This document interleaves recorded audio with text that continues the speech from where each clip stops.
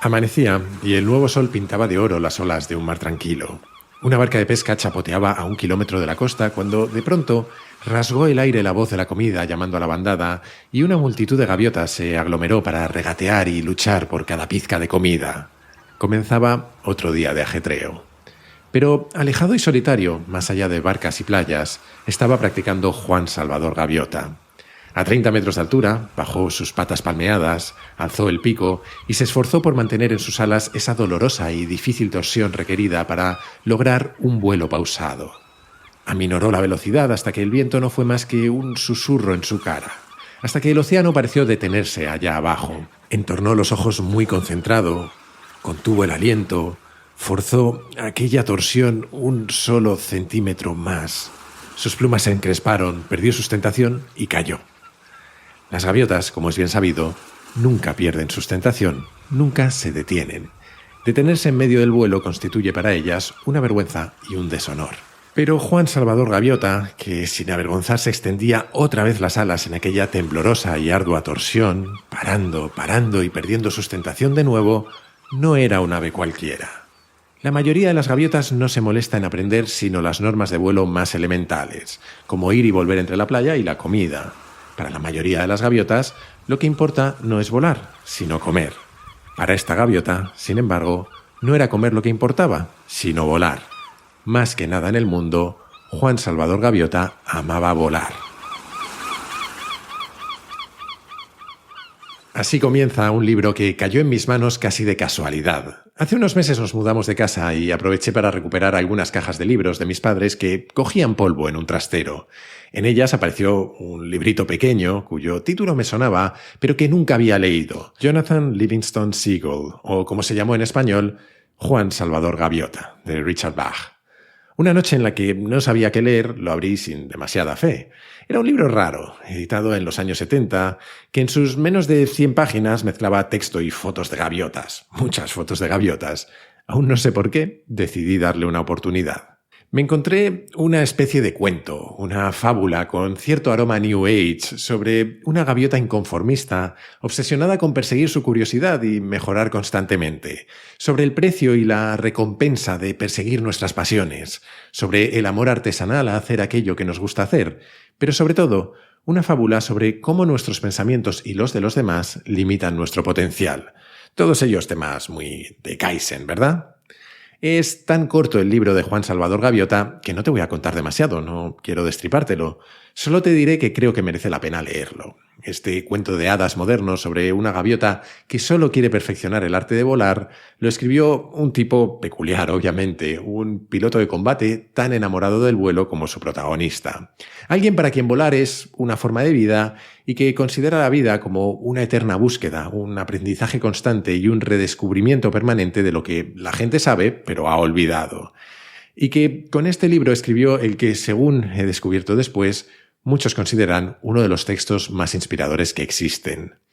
Y no hay mucho más que pueda contarte sin destrozarlo, pero he querido comenzar con él porque me sirve de introducción para seguir hablando de un tema que dejamos a medias hace unas semanas, nuestro diálogo interior. En el capítulo anterior enfocamos esas conversaciones desde la perspectiva del coaching a través de los ojos de Tim Gallwey, un exitoso autor cuyo libro más conocido es El juego interior del tenis. Para Gallwey, lo que se interpone entre nosotros y nuestro máximo rendimiento es lo que él llama nuestro yo narrador, esa voz que se cuela en nuestra cabeza cuando estamos haciendo las cosas muy bien o muy mal y nos acaba saboteando al intentar racionalizar aquello que hemos aprendido a hacer a través de nuestra experiencia.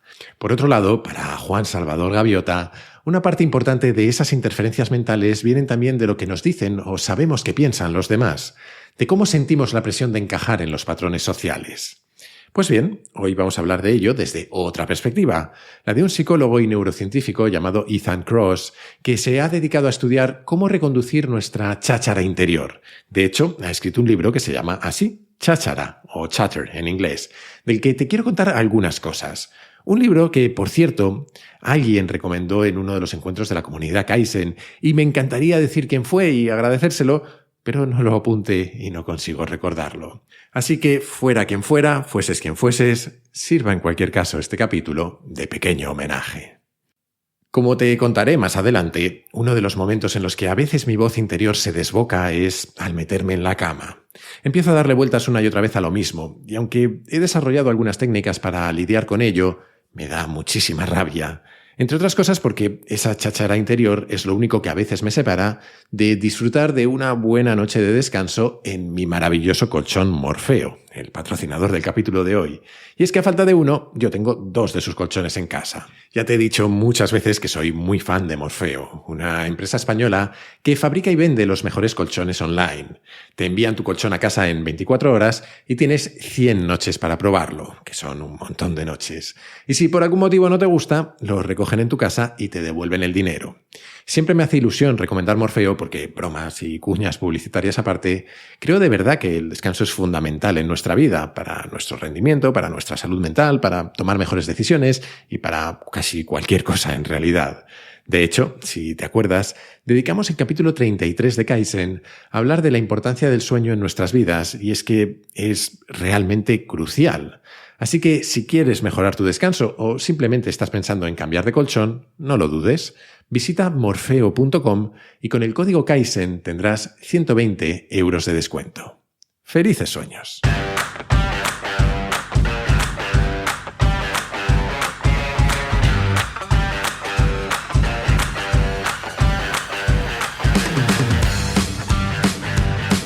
Soy Jaime Rodríguez de Santiago y esto es Kaizen, el podcast para mentes inquietas en el que te acerco a personas, a ideas y a técnicas fascinantes de las que aprender cada día.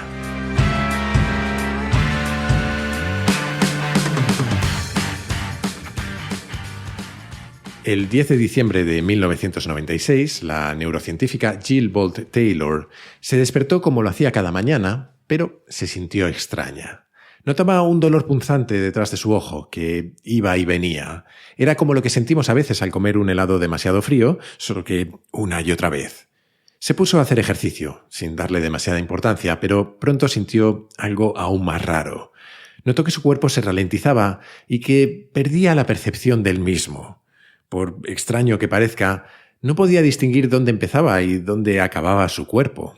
Peor aún, empezó a perder la noción de quién era ella misma. Sentía cómo sus emociones y sus recuerdos se esfumaban poco a poco. Incluso sus propias reacciones mentales a lo que estaba sucediendo empezaron a desvanecerse.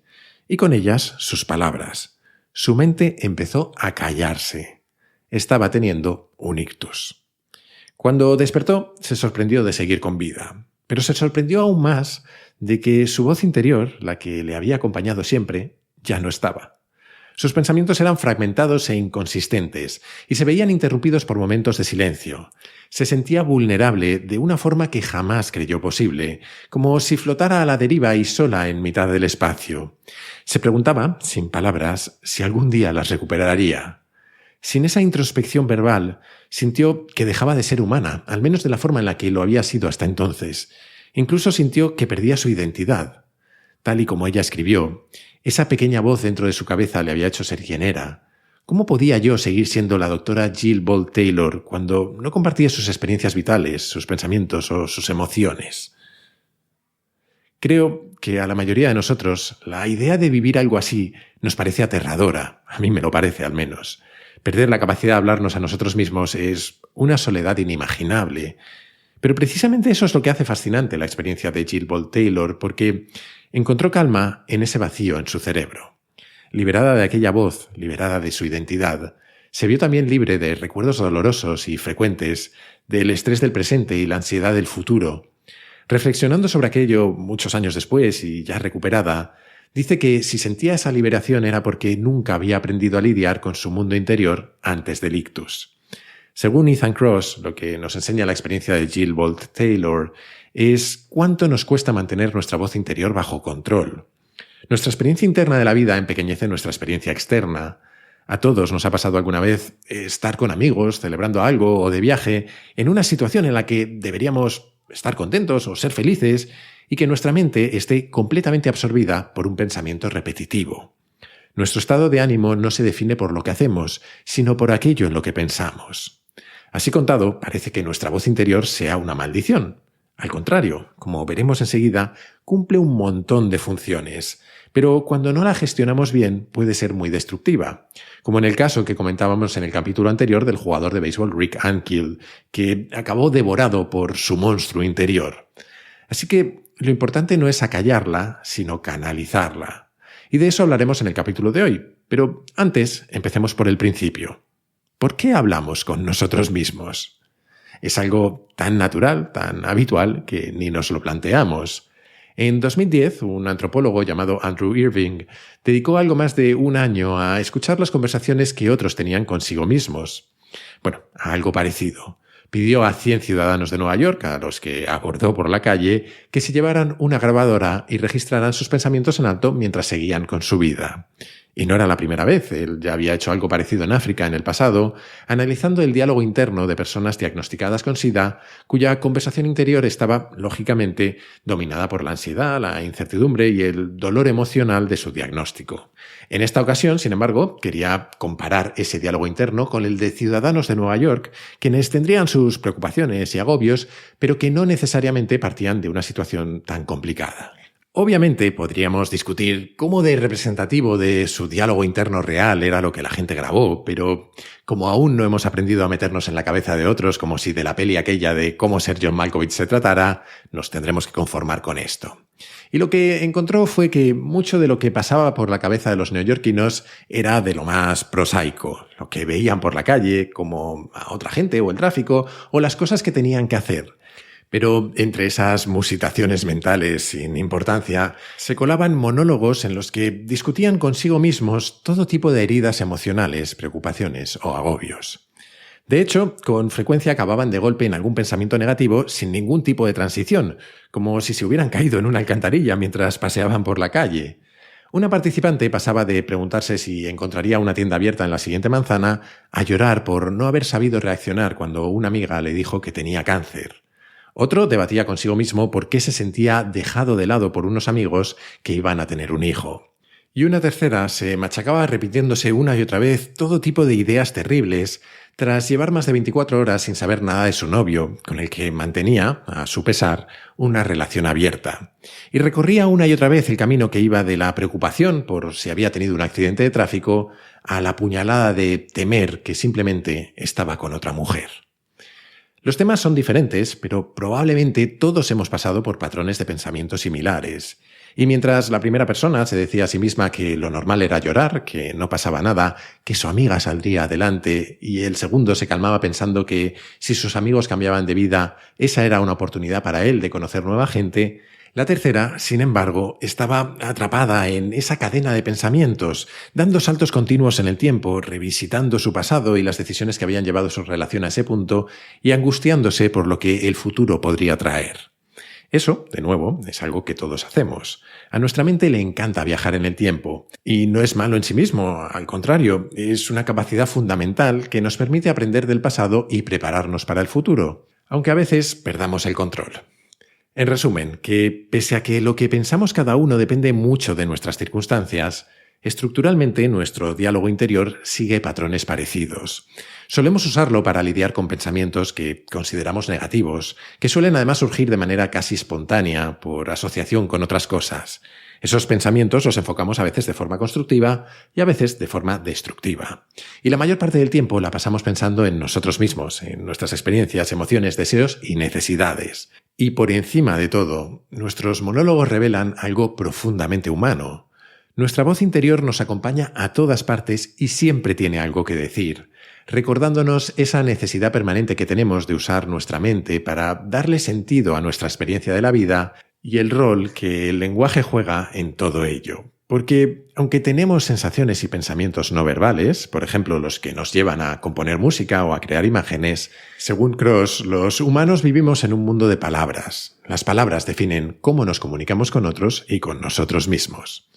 Debo hacer una aclaración aquí a la que no tengo respuesta aún, porque Cross dice esto, pero he leído varios artículos que explicaban que, aunque la mayoría de nosotros efectivamente pensamos verbalmente y tenemos ese narrador interno constante y ocasionalmente alternamos esas palabras con otras formas de pensar a través de imágenes o sensaciones, hay quienes solo hacen esto último. Otras personas organizan sus pensamientos no con palabras, sino a través de imágenes, sensaciones o conceptos, y es cuando los expresan en voz alta cuando los transforman en palabras y frases. A mí me cuesta mucho imaginarlo y creo que a cualquiera que solo piense con palabras le cuesta mucho imaginarlo, pero si eres de esta selecta minoría, no sé cuánto de lo que dice Cross o de lo que estoy contando en esta serie te va a resonar. A ver si me traigo a algún neurocientífico por el podcast y lo discutimos. El caso es que parece que para la mayoría de nosotros nuestra voz interna cumple un montón de funciones. No solo es que nos permita aprender del pasado o proyectarnos al futuro, como decíamos antes, sino que es clave en cómo manejamos nuestras emociones. Un psicólogo soviético llamado Lev Vygotsky fue una de las primeras personas en explorar la conexión entre el desarrollo del lenguaje y nuestro autocontrol. Y lo hizo porque sentía curiosidad por el comportamiento que tienen la inmensa mayoría de los niños, que se hablan a sí mismos en alto mientras realizan algunas tareas e incluso evalúan sobre la marcha cómo de bien o mal lo están haciendo. Es decir, ese diálogo no es solo parte del juego o de la imaginación, sino que cumple una función. Vygotsky creía que la manera en la que aprendemos a gestionar nuestras emociones empezaba con la relación que teníamos con quienes nos criaban, habitualmente nuestros padres. Esas figuras de autoridad nos dan instrucciones y nosotros, de niños, nos las repetimos en alto, muchas veces incluso imitándoles. Con el paso del tiempo, interiorizamos esos mensajes y los convertimos en nuestro diálogo interior. Esto explicaría no solo cómo aprendemos a tener esas conversaciones con nosotros mismos, sino porque incluso de adultos esas mismas conversaciones están moldeadas por la manera en la que fuimos criados. Todas esas cosas que nuestros padres nos repetían de pequeños son mensajes que nos acompañarán siempre. Menuda responsabilidad para los que tengamos hijos. Claro que no solo influyen nuestros padres, ni ellos son independientes del entorno. La cultura en la que crecieron les marcó a ellos, y la anterior a sus padres, y la anterior a sus abuelos, igual que la cultura en la que vivimos nos marca a nosotros, y la que venga marcará a nuestros hijos. Somos como muñecas rusas repletas de conversaciones mentales anidadas unas dentro de otras, que heredamos y modificamos de generación en generación. Lo cual no significa que cada uno de nosotros no tenga nada que decir al respecto, valga la redundancia. Al contrario, hay mucho que podemos hacer para moldear cómo nos hablamos.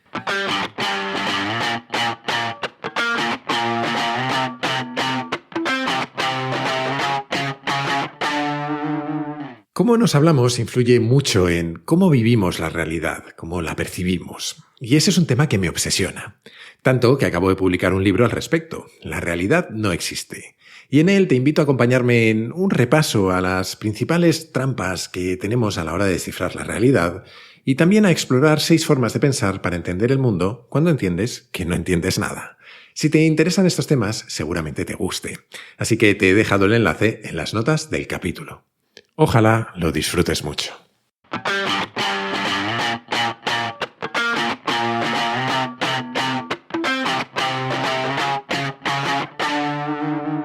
Como hemos visto, nuestra voz interior puede ser nuestro mejor consejero o nuestro peor crítico.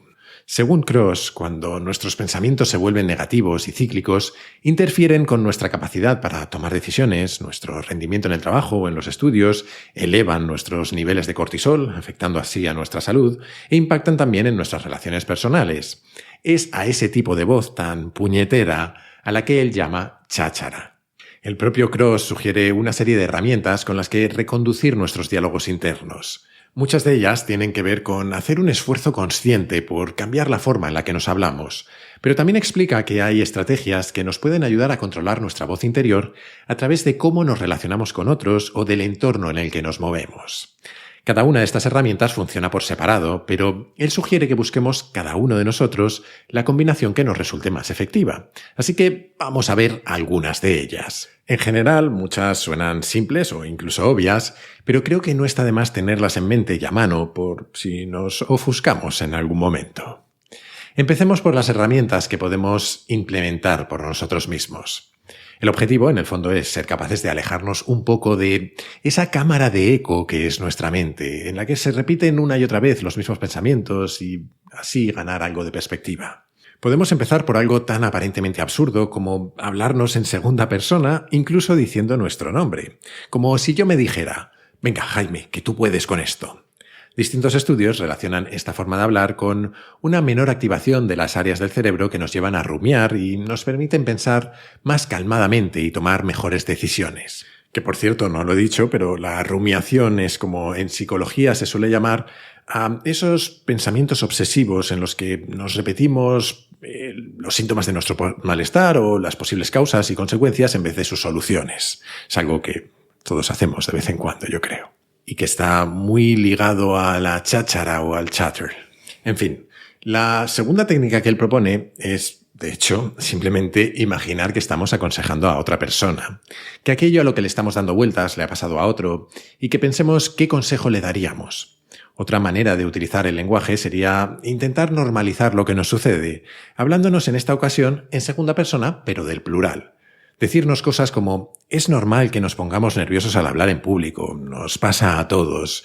Decirnos ese tipo de cosas nos ayuda a sentir que lo que nos sucede es simplemente una característica del ser humano, no es algo que esté mal en nosotros, algo en lo que nosotros estemos fallando.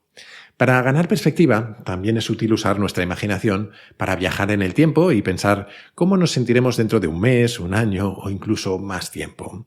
Es eso que se suele decir de en unos años nos reiremos de lo que nos está pasando. Más allá de ganar perspectiva, Cross propone algo de lo que en realidad hemos hablado antes en el podcast en distintos contextos: resignificar lo que nos pasa. Es decir, darle un nuevo significado a las cosas y cambiar la manera en la que pensamos sobre ellas. Y podemos hacerlo, por ejemplo, de nuevo, poniendo lo que sea que nos preocupa en perspectiva. ¿Cómo se compara eso con otras dificultades que nosotros u otras personas han pasado en la vida? ¿Qué importancia real tiene? ¿Cómo lo afrontarían personas a las que admiramos? Otra forma de resignificación sería tratar de transformar algo que interpretamos como una amenaza o un riesgo en un reto que podemos superar, o incluso en algo divertido. Si lo piensas objetivamente, una montaña rusa es una experiencia que asusta, que da miedo, como una peli de miedo igual, pero le estamos dando un significado distinto cuando las experimentamos. Le estamos dando el significado de que es una experiencia que queremos tener. De hecho, algo que nos sucede habitualmente en esas situaciones y que también suele desencadenarse con nuestra cháchara es que desarrollemos una respuesta física. Sudamos, se nos acelera el corazón o la respiración. Piensa en cuando has tenido que abordar una conversación difícil o hablar en público. Seguramente has sentido algo así. En estas circunstancias, a veces resignificas, como en el caso de la montaña rusa, pensando que es parte de la emoción, y otra forma de resignificar sería, según Cross, simplemente aceptar esa respuesta física, no tratar de combatirla, y entender que si sucede es porque nuestro cuerpo se está preparando para ayudarnos a superar el reto que tenemos por delante. Un último conjunto de técnicas que podemos usar incluye cosas como escribir sobre aquello que nos está ocupando la mente, vaciarnos en un papel. Esto es algo que yo descubrí por mí mismo hace tiempo. No sé si te pasará igual, pero una de las formas de pensamiento circular más habitual en mí es la que me ataca cuando me meto en la cama pensando en un problema o una conversación con alguien. Y mi mente a veces se pone en modo resolutor obsesivo de problemas y piensa una y otra vez en cosas que hacer o que decir. Y eso estaría muy bien si no fuera porque pasa una y otra vez por el mismo punto. Cambia ligeramente una frase o lo que sea, pero son las mismas ideas repitiéndose cíclicamente. Y al final me resulta imposible dormirme. Hay muchos memes al respecto, de hecho. Así que supongo que no soy el único. Hasta que un día entendí algo que al menos a mí me funcionaba, y es que si simplemente las dejaba por escrito, mi cerebro se relajaba sabiendo que estaban ahí y que había hecho ya el esfuerzo de darles forma, que podía revisarlas al día siguiente. Y así es como las notas de mi móvil acabaron llenas de posibles conversaciones con otras personas. Y en el fondo, esto se relaciona con las dos últimas ideas de cosas que podemos hacer por nosotros mismos. Porque Cross habla de tener amuletos o supersticiones y de desarrollar rituales como la meditación, rezar o cualquier otra cosa en la que podamos concentrarnos. Al final, tal y como lo entiendo yo, son todas ellas formas de modificar nuestra conducta, de generar los mecanismos con los que romper ese círculo vicioso. Todo esto también está muy bien, pero como cantaron los Beatles o Joe Cocker, las cosas son más sencillas con un poquito de ayuda de nuestros amigos. Veamos, por lo tanto, herramientas que involucran a otros y pensémoslo en dos vertientes. Primero, cómo podemos ayudar nosotros a los demás a reconducir su cháchara y después, cómo otros pueden ayudarnos a nosotros. Cuando vemos a alguien rumiando, especialmente los que somos ingenieros, tenemos cierta tendencia a proponer soluciones inmediatas y obvias a sus problemas. Y nos sentimos estupendamente al hacerlo, entre otras cosas porque demostramos lo inteligentes que nos creemos, pero rara vez soluciona nada. Porque cuando alguien viene a nosotros pidiendo consejo o ayuda, normalmente lo hace movido por dos necesidades. Una necesidad cognitiva, la de una solución, o mejor aún, una forma de avanzar, y otra necesidad emocional, la de ser escuchados y entendidos, la de ser cuidados. Como me han hecho saber, a veces amablemente y a veces no tanto, creo que todas mis parejas a lo largo de mi vida, no todo es una ecuación que resolver. Hay que atender ambas necesidades para ayudar a alguien. Otra forma de abordar la manera de ayudar a otros es lo que Cross llama dar apoyo invisible. Es decir, en lugar de lanzarnos a darles consejos sobre cómo vivir su vida, que es algo que no siempre recibimos bien porque entra en conflicto con nuestra autonomía y nuestra capacidad de encontrar nuestras propias soluciones, podemos ayudar a otros de manera indirecta. Por ejemplo, si los vemos agobiados, podemos hacer tareas que sabemos que odian y que les correspondía hacer a ellos sin que nos lo pidan. O ampliar su perspectiva de manera indirecta, hablando de otros temas o de personas que ellos mismos puedan relacionar con lo que están viviendo. Hay que ser un poquito sutil, eso sí. Cuando se trata de niños, Cross sugiere algo curioso, el efecto Batman. Esto es decirles que imaginen que son su superhéroe o superheroína favoritos y que se hablen a sí mismos como les hablarían a ellos para ganar distancia. Si soy sincero, yo esto no sé si termino de verlo. Creo que es una fórmula estupenda para que acaben saltando de sofá en sofá y pegando patadas a todo el mundo. Pero, ¿qué voy a decir yo? Que me pasaba las mañanas disfrazado de Batman de renacuajo. A la hora de ayudar a otros, Cross da dos consejos más, que aunque son obvios, conviene tener en cuenta. El primero es el contacto humano. Agarrar a alguien de la mano o dar un abrazo tiene efectos inmediatos en sus niveles de endorfina y oxitocina y libera parte del estrés que sufren. El segundo es, literalmente, ser su placebo. Es decir, presentarles una visión optimista de la situación sobre la que están rumiando, darles algo en lo que creer para que al menos cambien sus expectativas y su manera de hablarse a sí mismos. Vale, muy bien, esto sirve para ayudar a otras personas, pero ¿cómo podemos nosotros apoyarnos en otros? Y de nuevo, tampoco es que Cross haya descubierto América con lo que dice, pero no dejan de ser buenas ideas. La primera es rodearnos de buenos consejeros, construir un grupo diverso de gente en la que confiemos para pedirles ayuda cuando nuestra voz interior se dispare. La segunda es buscar el contacto físico, pidiendo permiso, eso sí, que siempre hay alguien que se toma demasiadas libertades. Pedir un abrazo, por ejemplo. La tercera es curiosa. Mirar una foto de alguien a quien queremos y en quien confiamos, alguien en quien sabemos que podemos apoyarnos. Al parecer tiene un efecto calmante sobre nuestra cháchara. Por otro lado, podemos volver a la idea de los rituales que decíamos antes y participar en rituales colectivos. Que así dicho suena a secta satánica, pero se refiere a cosas como la meditación en grupo, o las rutinas que un equipo puede tener antes de un partido, o brindar con nuestros amigos siempre de la misma forma. Y por último llegamos a las redes sociales, que son un arma de doble filo. Por un lado, Cross aconseja minimizar su consumo pasivo, es decir, pasarnos horas tragándonos lo que sea que se nos muestre en pantalla no parece la mejor idea. Del efecto que esto tiene en nosotros hablamos mucho en el pasado, en los capítulos sobre la felicidad, por ejemplo, así que no me voy a extender. A cambio, dice que las redes sociales pueden ser una ayuda si las usamos para interactuar con otros y conectar con ellos, incluso para encontrar gente con la que compartir nuestra cháchara, obviamente eligiendo bien a quién le contamos qué. Y para terminar, Cross da 3 ideas sobre cómo nuestro entorno influye en nuestro diálogo interior. La primera es cómo el orden nos calma. Con frecuencia, cuando se desboca nuestra mente, tenemos una sensación de pérdida de control, lógicamente. Y cuando eso sucede, algo que puede ayudarnos es simplemente recuperar la sensación de control ordenando lo que hay a nuestro alrededor, el espacio en el que trabajamos o nuestra casa. Algún día te contaré cómo tengo los calcetines ordenados por colores. En fin. Por otro lado, algo tan sencillo como pasar tiempo en espacios verdes, en la naturaleza, nos alivia. Estamos tan íntimamente relacionados con la naturaleza que incluso se ha observado cómo verla en un vídeo en el ordenador o en una fotografía o incluso grabaciones de sus sonidos nos libera. Por último, habla de buscar lo que los americanos llaman awe-inspiring experiences, que no sé bien cómo traducir. Supongo que sería algo así como experiencias cautivadoras, asombrosas o sobrecogedoras. Creo que se entiende mejor con ejemplos.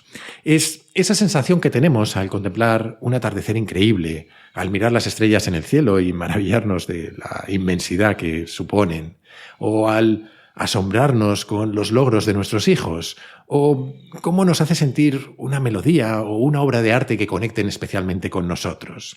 Son esos momentos que nos dejan casi sin respiración y que, de alguna manera, nos sacan de nuestro flujo habitual de pensamiento, nos hacen trascender más allá de nosotros.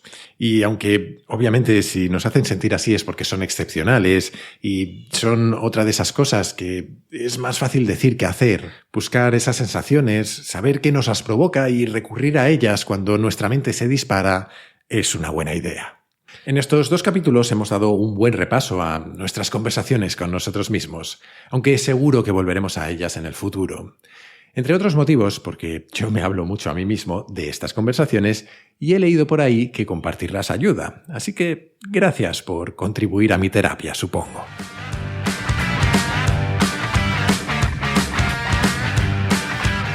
Y hasta aquí el capítulo de hoy. A mí todo este tema de nuestras conversaciones internas me fascina, como creo que ya has visto, y espero que a ti también. Kaizen volverá la semana que viene, como siempre con un tema distinto, pero hasta entonces te animo a suscribirte, si no lo estás ya, y a recomendarlo en tu plataforma de podcast preferida, en YouTube, en redes sociales o, como creo que es mejor, a tus amigos. Así me ayudas a que Kaizen siga creciendo.